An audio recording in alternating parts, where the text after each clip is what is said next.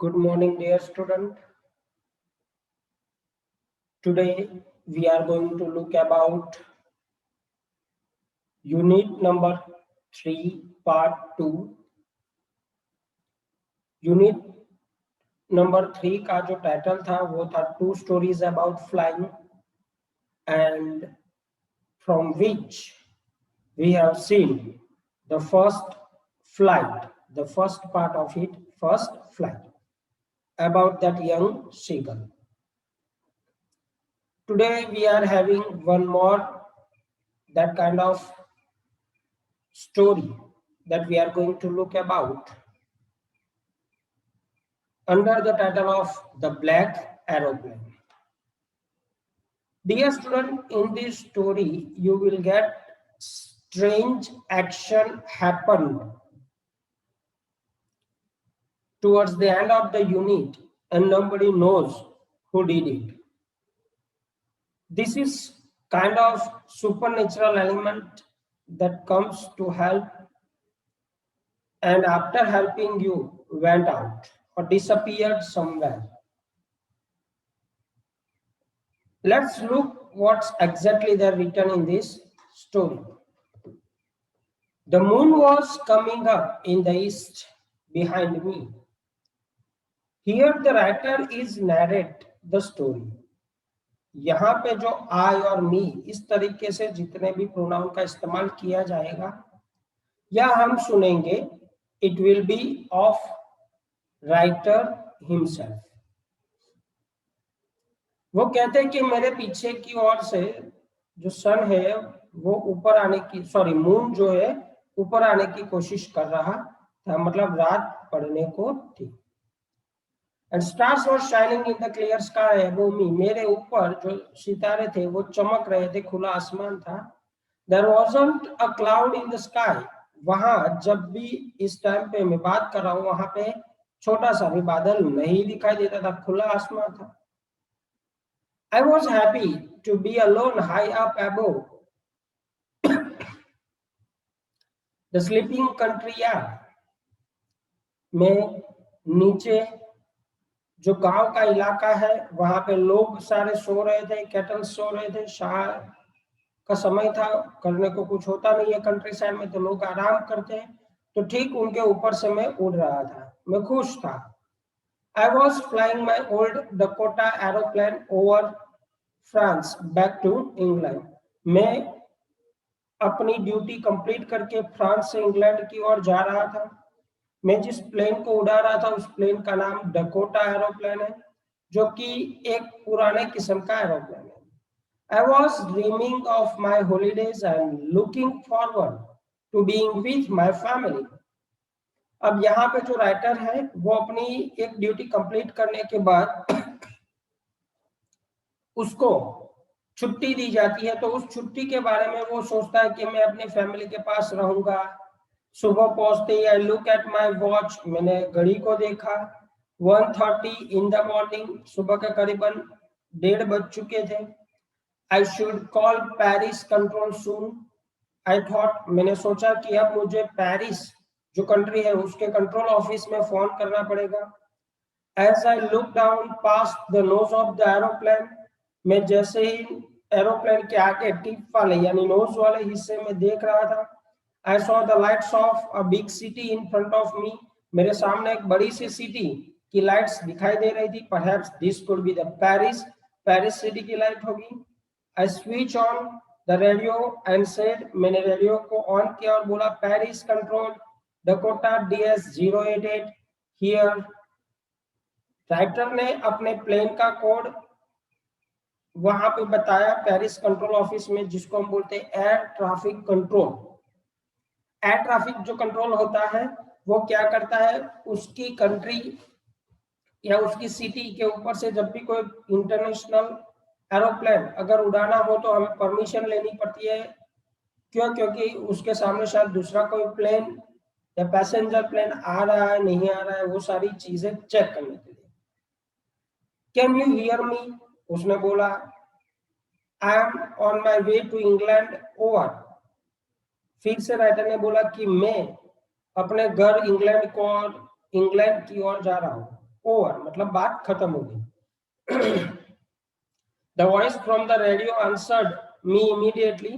वहां Paris control office में कोई बैठा था, उसने तुरंत ही मुझे आवाज दी, DS088 I can hear you, हम आपको सुन सकते हैं। You are to turn 12 degrees west now.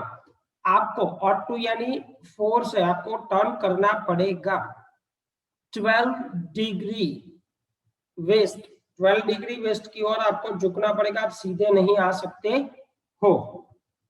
I check the map.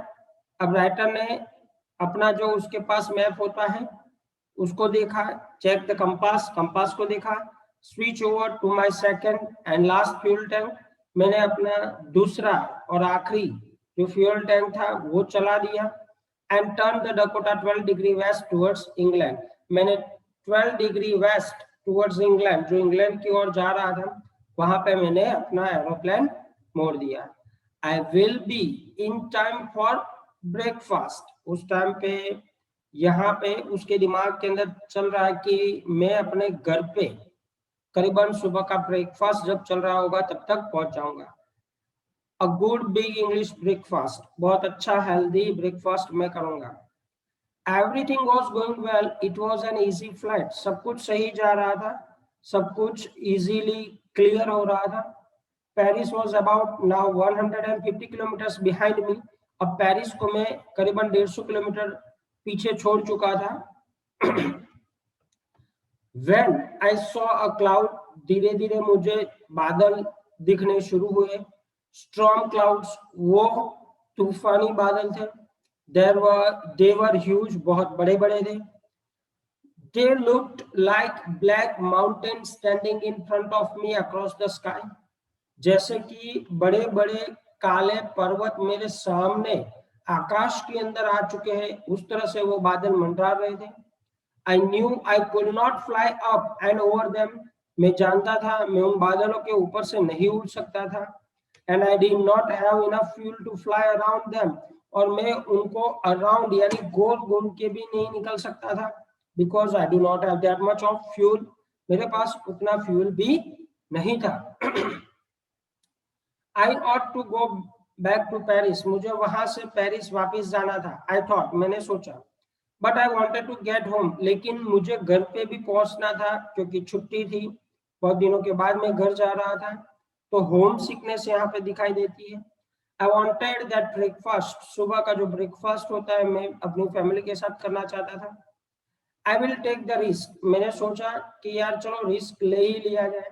And flu that old Dakota straight into the storm. मैंने जो वहां पे क्लाउडी स्टॉर्म दिख रहा था उसके बीच में अपने प्लेन को घुसा दिया। Inside the clouds, everything was suddenly black. जैसे ही उन काले बादलों के अंदर में घुसा, कुछ भी दिखना बंद हो गया था। It was impossible to see anything outside the aeroplane. Aeroplane की बाहर की ओर कुछ भी दिखाई नहीं दे रहा था। The old aeroplane jumped and twisted in the air. अब हवा के थपोड़े से जो ओल्ड मेरा प्लेन था वो क्या करता था, ट्विस्ट करता था और इधर उधर अनसर्टेन अनकंट्रोल्ड मूवमेंट मेरे प्लेन की होने लगी थी। I looked at the compass, मैंने फिर से कंपास की ओर देखा।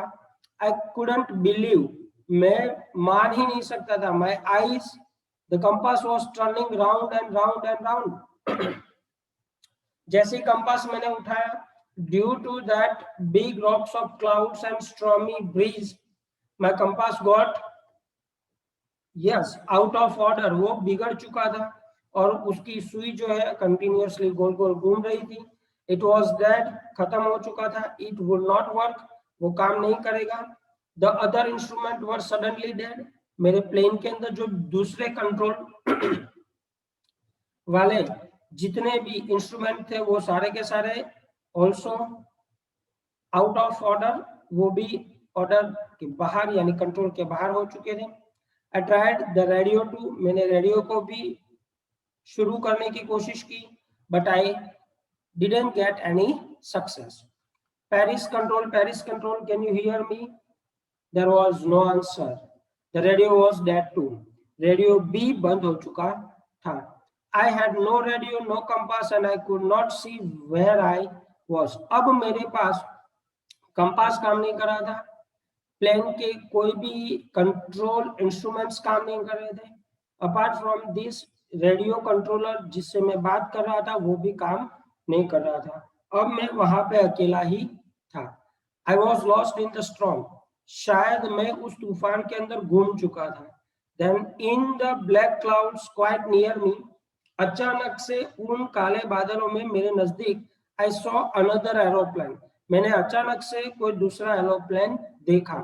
It had no lights on its wings, उस एरोप्लेन की विंग्स पे जो एंटी कोलिजन लाइट्स होती है वो वहां पे नहीं थी।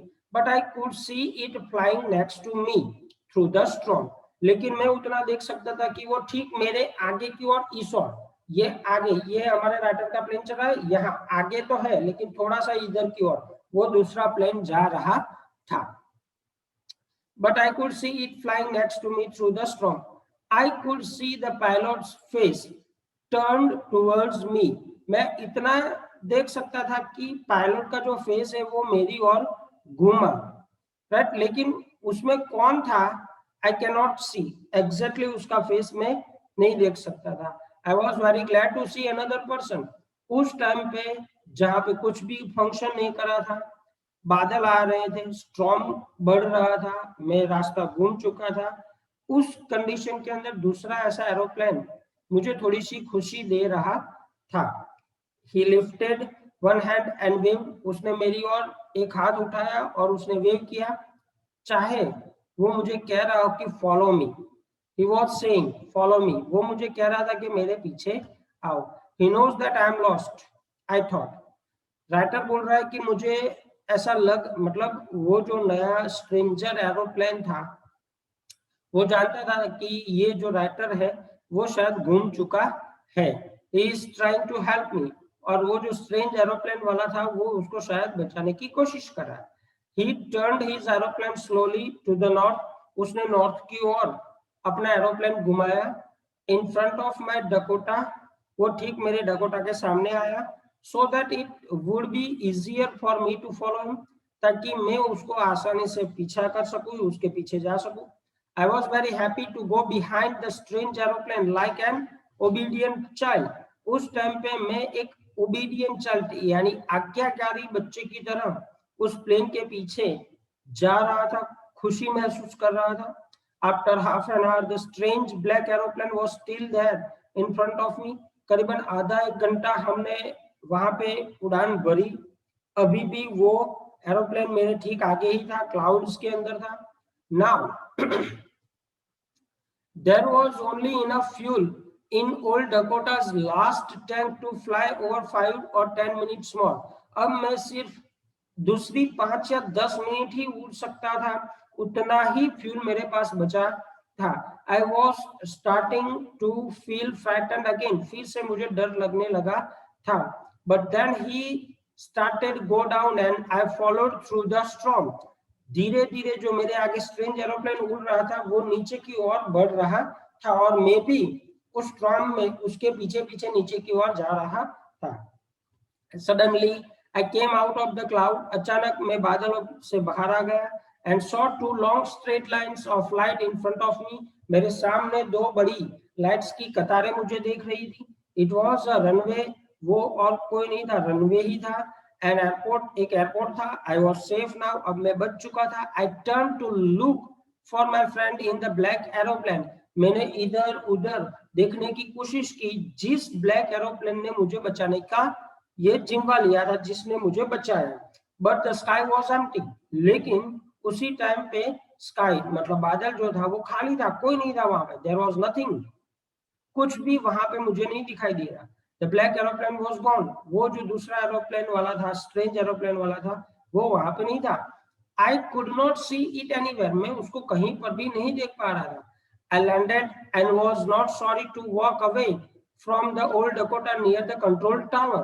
मैं जैसे ही लैंड करता हूँ उसके बाद तुरंत ही कंट्रोल टावर के अंदर तुरंत पहुंचने की कोशिश करता हूँ। I went and asked, मैं वहां पे जो कंट्रोल ऑफिस में वुमन बैठी थी उसको जाके तुरंत ही मैंने पूछा, where I was and who the other pilot was. मैं कहाँ था, मैं कहाँ गुम हो चुका था और मेरे साथ जो दूसरा पायलट था वो कौन था. I wanted to say thank you. मुझे उस व्यक्ति को यानी उस ब्लैक एरोप्लेन वाले को थैंक यू कहना है. She looked at me very strangely. जो कंट्रोल ऑफिस में लेडी बैठी थी वो मेरी और एकदम स्ट्रेंजली अनिश्चित चेहरे के भाव से देख रही थी. एंड देन लाफ, वो हंस दी. Another aeroplane up there in this storm. उसने कहा कि दूसरा एरोप्लेन उस स्ट्रॉम के अंदर, इतने भयानक तूफान के अंदर.